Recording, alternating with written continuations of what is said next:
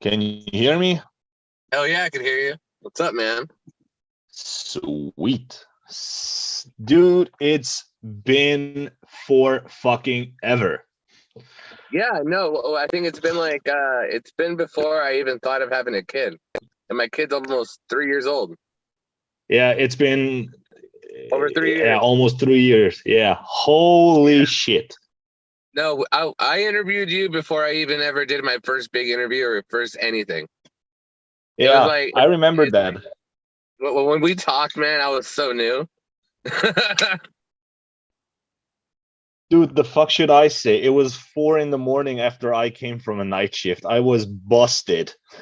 I know the shit's awesome, man. But Omar, it's great to see you, It, man.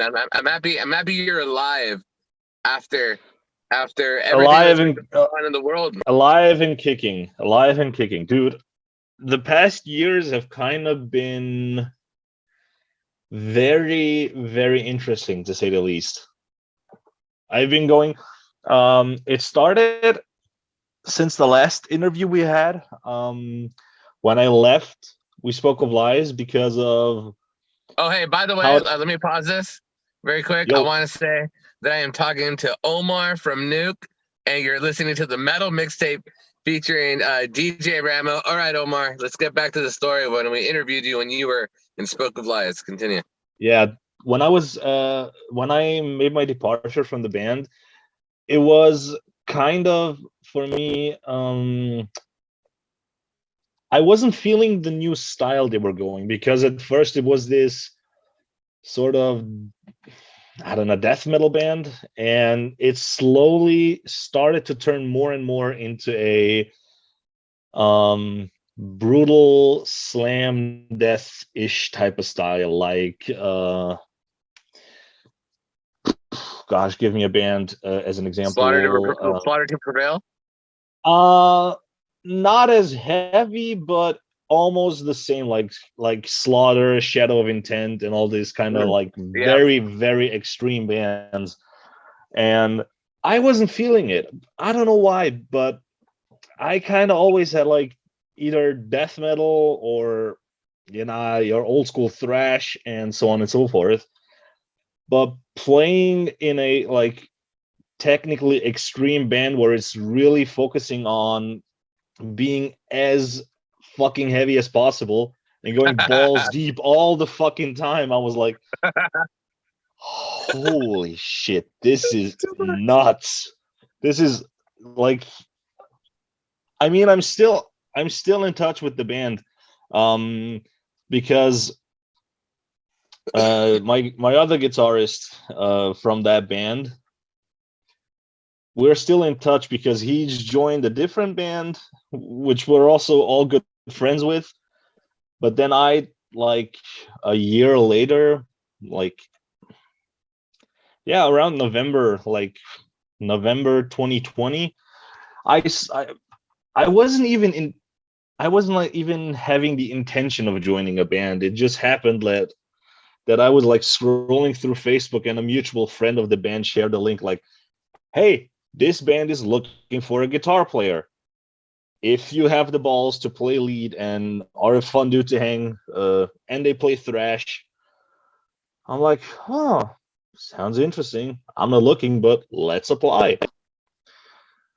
Send the message out, and quickly after that, we met for a jam. And pretty much a couple days later, it was official that I joined Nuke, which is the weirdest thing for me ever because I've never played thrash on a 7 string guitar ever. That's gnarly. Yeah, because we have, I think there are 2 or 3 songs in the set where uh, either you're in B or in C. And I'm the laziest fuck ever, and I don't want to down tune all my guitars. So I bought a 7 string. Takes everything away from me. So good. But it kind of happened naturally because the first time I showed up for the jam, dude, it was like, you know that feeling when you walk into a rehearsal room and everything is as you always had it in mind, like this worn down, nasty ass smelling rehearsal room, but it kind of feels like home. That's Yeah, I've been exactly there. that's exactly thought I had when I walked in. I was like, dude, I feel like home. It's, and then we got into talking and so on and so forth, and lo and behold, it's been now 2 years since I'm in the band, and That's I'm not awesome. regretting it. Did I'm you, not. did, I'm not regretting it in the slightest. Omar, when you joined the band, did you tell them that like you've never played thrash before? Did you tell them that was a Um. thing? Actually, I kind of been a thrash. I listened to thrash for most of my life. I even like. True, but check this out. Sometimes people play certain styles for years and decades. Like, dude, I played metalcore for like 10 years straight, and when I joined a thrash band, it threw my whole writing sense completely different. Like you didn't have like that kind of Yeah, experience. yeah. No, it wasn't as difficult like going from death metal to thrash because I was sort of used to it, but it was kind of tricky playing the seven string in sort of a thrash manner because I've never actually done that. I only use the seven string for like Mhm. the brutal balls deep death metal shit, and now it's kind of become my go-to. Like everything is in E standard and the low B string, and it kind of feels weird to play anything else than E. I don't know, I just got used to it. And the best thing about being in the band is actually, and I mean that really, everybody in the band listens to the same thrash bands. I've never had that happen in my entire life. So when we're writing songs, like off the top of my head, and I'm like, hey, I got an idea that sounds like Destruction or Creator or Anthrax or Exodus, whatever. Everybody immediately knows what I'm talking about, and they're like, oh, okay, cool, yeah, we can do that, and nobody has to like, I have to listen to this band to know where we're at. So everybody knows exactly what to do, how to do it, and it's awesome. Never had that happen before. That's awesome, dude. Have you guys played some shows since you joined the band? Yes, we last year we played 2 shows because we were actually focusing more on, last year was just full on recording everything. We played 2 shows to like introduce me as a new guitarist, which was fun because the first show we ever played together was, we're on like, if you look from Austria, we are on the far west side close to Germany, and we played on the other side of Austria, which is like 8 hours driving.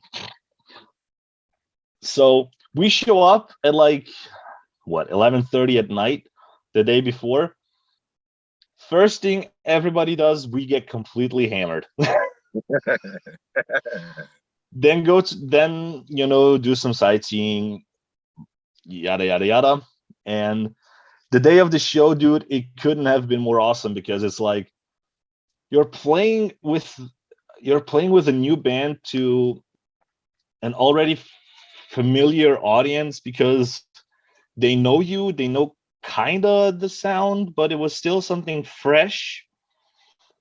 And the next show we played was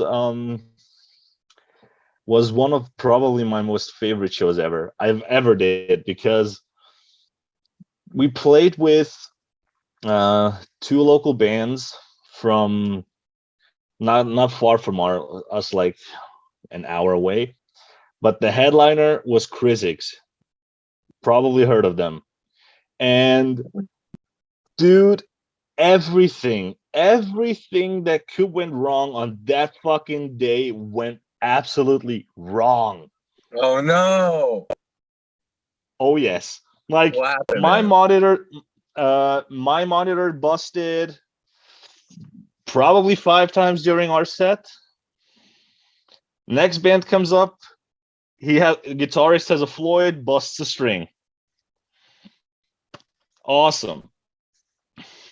You didn't have a Then backup? he did, but it was tuned differently. So the guitarist for Krizix was in the back, restringing the whole thing, having a heart attack.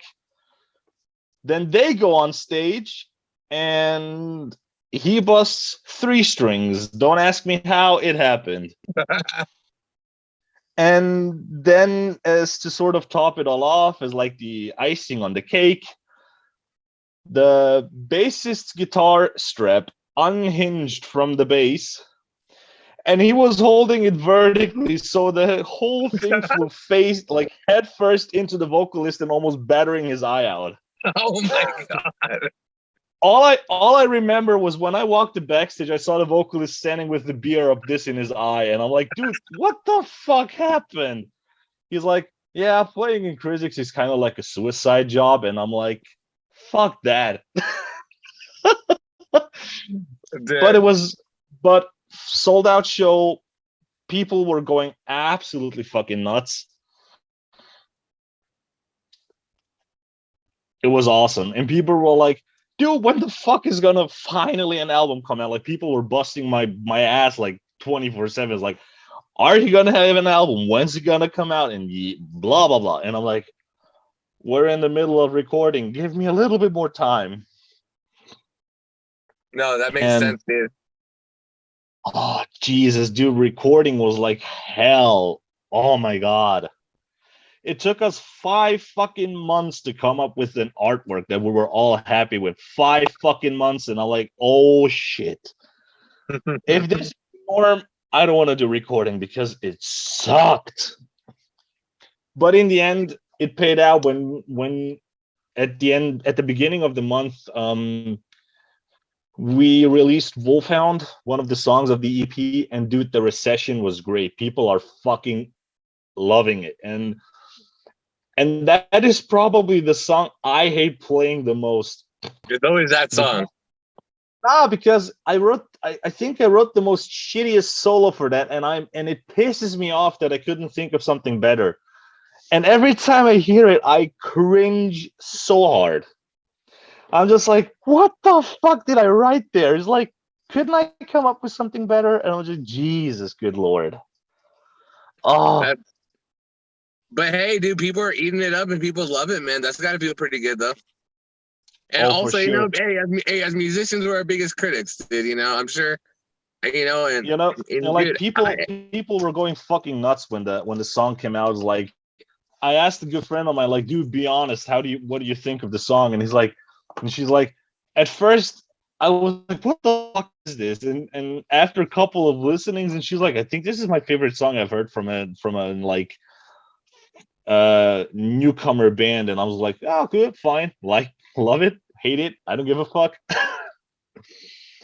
But dude, it's been kind of like going up and down with people like, are you gonna release it soon? And we were like, well, we got the chance to play December 9th, and we were like, yeah, good, let's do a release show there. Let's just pop it out and call it a day. I think we even had the merch before we even had we had an official release date for it. That was fun. It's just like you have like this whole box of merch and patches and all this kind of shit, and you're like, when we're going to release it. that's awesome. Hey, but That at was, least it was you're it working was so towards it, man. fun. That's awesome, man. I'm super excited for your new release, dude. Like you said, it's a lot Dude, of work, but it's hella badass, and people are loving it. And yeah, I can't wait to hear it's you hella fun. spread some madness, dude. Yeah, I mean, I was like sitting back and reading the lyrics of some songs, and I'm like, dude, actually, if you put it this way, we have some songs that could piss a lot of people off, and I'm like, good, we need some controversy nowadays. Hey, yeah, I mean, hey, you choose your battles and you choose what type of band you want to be and all that. And I mean, I mean, you know, I feel like once you start, like a lot of people start listening to it, that might come out. You ever afraid of something in the Yeah. future? How you mean? Like knowing that something might be controversial, and we're living in a different world Um, now, dude. You know what I mean? Like yeah, nowadays, yeah. like nowadays, you can't get away with all the shit that like black metal bands and grind metal bands got with in the 80s and 90s. Nowadays, like you won't get Yeah, any yeah. like you won't get Um, any recognition for that type of shit unless you're just sticking to underground. yeah. You mean like the whole social Yeah. critic text? Well, we have one song on the EP. Um, it's basically like we try to write social critical stuff to like what I think what thrash metal has been doing for the last like 30, 40 years. Just like point out, hey, you guys fucking suck for doing this, or this is bullshit, this is blah blah blah. And I think the album, the EP cover actually speaks for itself because I mean the name wasn't the most original one. Like Nuke 'em all doesn't ring any bells. That's It funny. was, yeah, because but when we saw the artwork was like us on stage and the people in front and behind us just like a big ass nuclear explosion that's like blowing everyone to hell, and we were like, yeah, we need that. We need those songs that are like really these sort of like the really social critical stuff. We need to put them out because there's been a lot of bullshit going on and a lot of stuff that has been pissing me off for the last whatever 3 4 years, and I hope for the love of God people will slowly start to think about it and say, why the fuck are we doing that again? Yeah, right. There's been, yeah, like the last I dude, the one thing that pisses me off the most these days is I went like beginning of this year in March. To I went to a show to see Burning Witches and Nervosa. Nice. Dude, those bands fucking killed it. But what No, pissed me off, I've interviewed both bands. They're great really, bands. I love them. Yeah, dude, I interviewed Luana from Crypta, yeah, and Fernanda gave my band my radio station a shout out. And then I hell yeah, interviewed oh my god, what's her name? The lead singer from Burning Witches? Laura. Laura, Laura, yeah, I interviewed Laura yeah, from Burning Witches. She's super rad. Like at first, she's, at the beginning of our interview, he's like you could tell she was at her house, like walking around and stuff. And yeah, I could yeah, tell she was like, I could tell she might have been a little bored like the first minute, but then I had her. She had fun. yeah, yeah. She's she's a very interesting person to say at least. She's fun, but definitely interesting. But coming back Most. to what I was going Oh to yeah, go say ahead. about the thing that is busting my balls and it's pissing me off is I went to the show and I don't know if that's the norm everywhere if an all female band is playing, but what I saw it here, I was like, it was for the first two bands were like just dudes and people were like going absolutely fucking nuts, like totally going absolutely ham. Then Burning Witches up on stage, and all of a sudden, nobody's moshing, nothing. And everybody has their phone out. And I'm like, okay, they're taking pictures. Nice, nice. But then I had a glance at what kind of pictures were they taking. And instantly I started to like, what the fuck? It's like he's having his phone up on the girl's boobs and ass all the fucking time. And I'm like, dude, you're 45 years old. Put the phone away and start headbanging, you fat fuck. Are you serious? I'm not Dude, kidding. Omar, that is some of the lowest shit I've ever heard in my entire life. Like For, fuck.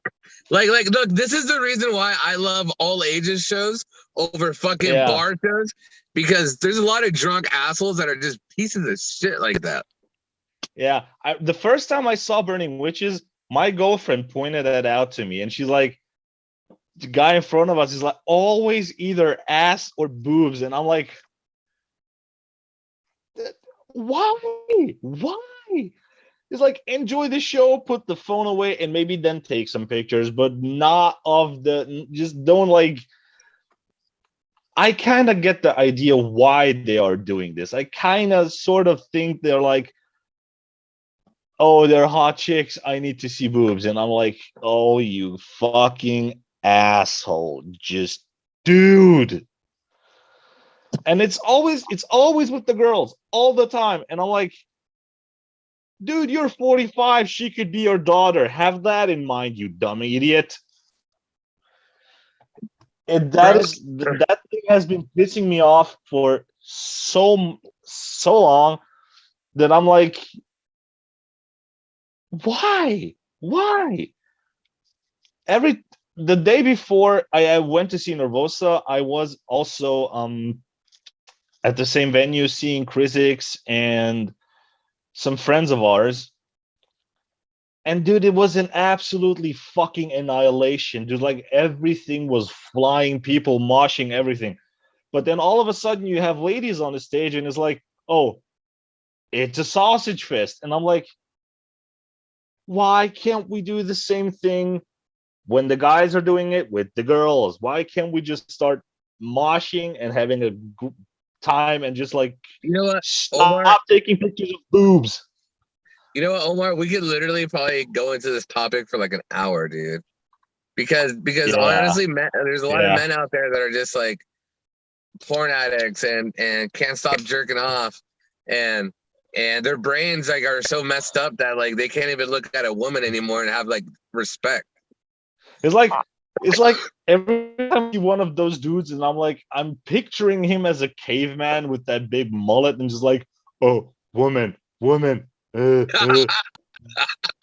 are the types of instincts I have. It's just like, woman, mallet, mallet. I'm just like, dude, fuck off. But No, it's nuts, topic man. change or otherwise, I'm going nuts. No. Also, one thing I wanted to say, um, when it came to Nuke, fun fact, I kind of was thinking like switching up my gear maybe a little bit because I've been using tube amps and solid state amps, and I'm just like, dude, I need something else. I need something. Then I bought myself sort of like a very, very cheap sort of amp modeler, like a camper, just like for 200 bucks. And I was spending, I'm not joking, 3 fucking hours for a decent Zach Wild ish type preset where you have the big ass wah and it sounds like Zach's tone. Dude, I got it and it sounds so killer. No, you know what? It's crazy, man. I'm with you too, dude. Like, so right now I'm playing out of a PV Invective head, which is like a badass head, but it costs me like $2,000. And then I'm playing out of a Wait, EV, a PV, Invective. is that the Misha signature? Yeah. Dude, that amp rips. Oh yeah, but what's crazy though, dude, is that like I just bought a Helix pedal, and it's a Mm-hmm. $700 pedal, and it's a modular, like you're saying. And what's crazy is that like it has a preset that models my PV Invective. So when I go home and record, dude, I'm able to capture what I sound like live because I use my Yeah. because I'll always use my tube amp live. I always believe in it, and also like I feel like it's only good to use something you can plug in if you know you're playing at a good venue. You know what I mean? Yeah. But if you're on tour, dude, you're at the mercy of the sound guy, and if they have a shitty PA, whatever you plug in is gonna sound like shit. Yeah. I remember what Guthrie Govan said. It's like it makes a difference if you have like, let's say, a camper or a Helix plugged in into the PA, or you have a like 600-watt concrete melting tube amp that is just that I don't know. I kind of play tighter when I have like 400 watts behind me, just like melting my ass off, and it's just like I love it because right now at the rehearsal space for recording, I use my solid state Black Star, but when we play and rehearse, I use our guitarist's Randall RD 150. Mm, Holy shit, that thing is massively good. that's awesome. Same goes with the guitars. I think I'll forever stay a Jackson boy because this is the guitar that everything that started like the whole Jackson-ish kind of vibe. Although I bought a Solar yet last year, How are I those? have to say, uh awesome. They're dude, especially the ones with the Evertune, super awesome. But I kind of when I had both at home and I used to just jam, I kind of always gravitated towards the Jackson because it's like I sort of had that familiar feel with it and I kind of grew on it. But nonetheless, I still use the Solar in recording for the band, and because that thing stays in tune rock solid, and it's a fucking good guitar. Although some people complain about it, I haven't had that issue happen yet.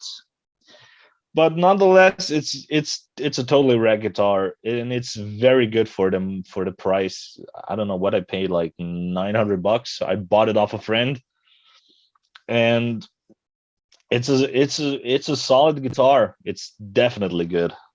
But I kind of have like this whole Jackson ordeal thing, and almost like uh I don't know why, but I already know like the neck of the guitar and it how it plays, how it feels. So I always like tend towards go to Jackson Mhm. because I play 7 string and it kind of felt weird playing the Solar because I was missing the high E string. So I had always to somehow I had to rethink how I was playing the solo because I was missing one string and I'm like, fuck, this is bullshit.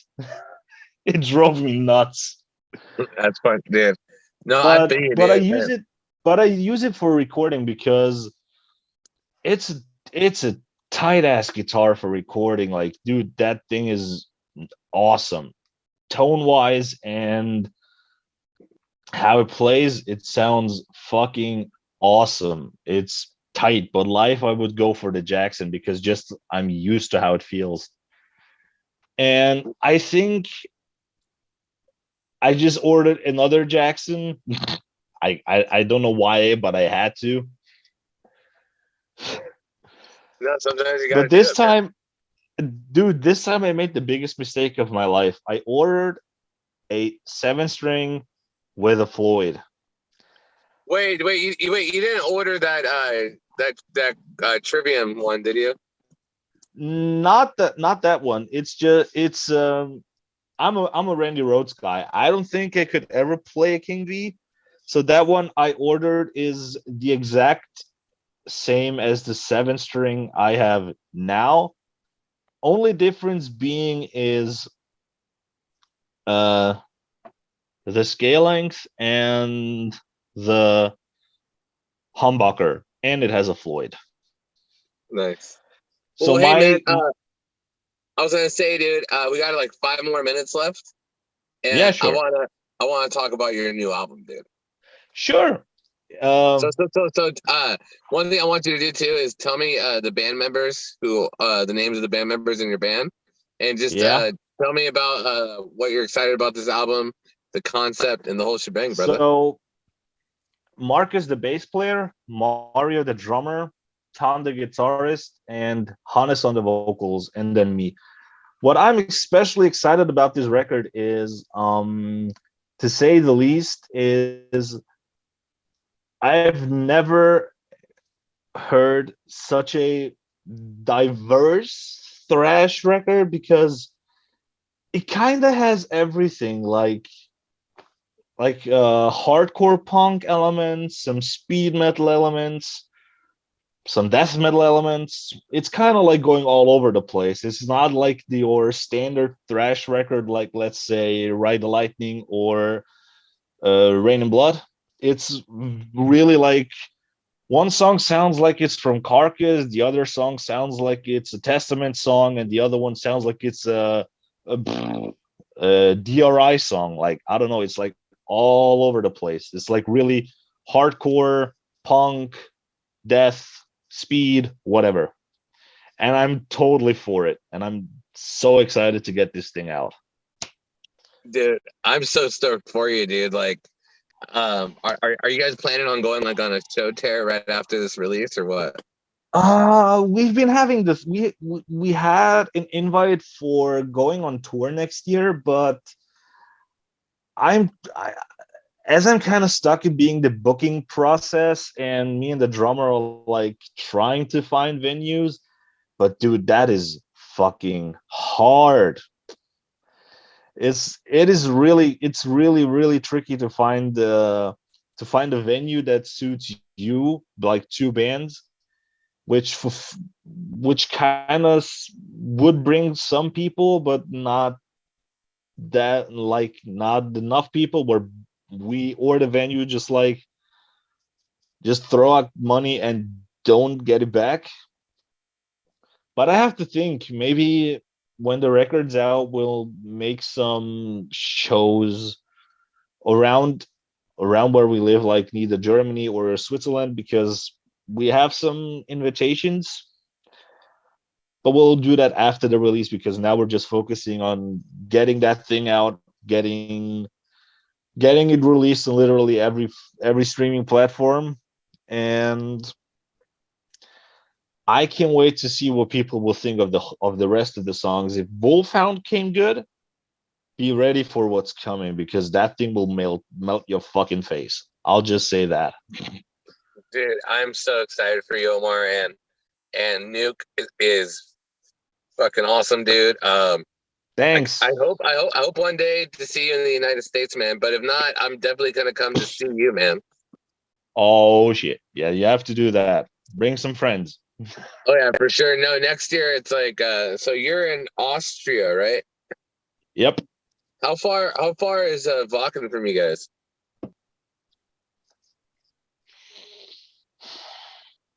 About 12 hours. Cool. Well, that's my goal next year, man, to go to Wacken. So hopefully, Nice. So if I go over there and I'm 12 hours away, I'm gonna have to come see you somehow. Sure, why not? Come by. Well, we're talking from Omar from Nuke. One last thing, tell everybody where they can find you guys. You can find us on Facebook under @NukeThrash. Same goes for Instagram, YouTube, and also this is vaguely new. We also have a Discord server, also Nuke Thrash. I love it. Well, Omar, thank you so much, dude, for taking time today to talk to me. Can't wait for Thanks for everybody to having hear me. this. Much love, my friend. It's good talking to you, man. Much love. God bless. God bless. Hey, by the way, See ya. I was gonna do this way longer, but it's like since my show's only like 2 to 3 hours, like I only fit in like a 20-25 minute interview. Dude, you don't have to justify it. But we'll definitely do like a podcast interview, or because I know we could talk for like an hour if we wanted. Dude, we can talk forever. All right, Omar, you have a great day, dude. I'll talk to you soon. And you too. I'll get started on the flyer tonight and get this ready for release. Hell yeah. See ya, man. Peace.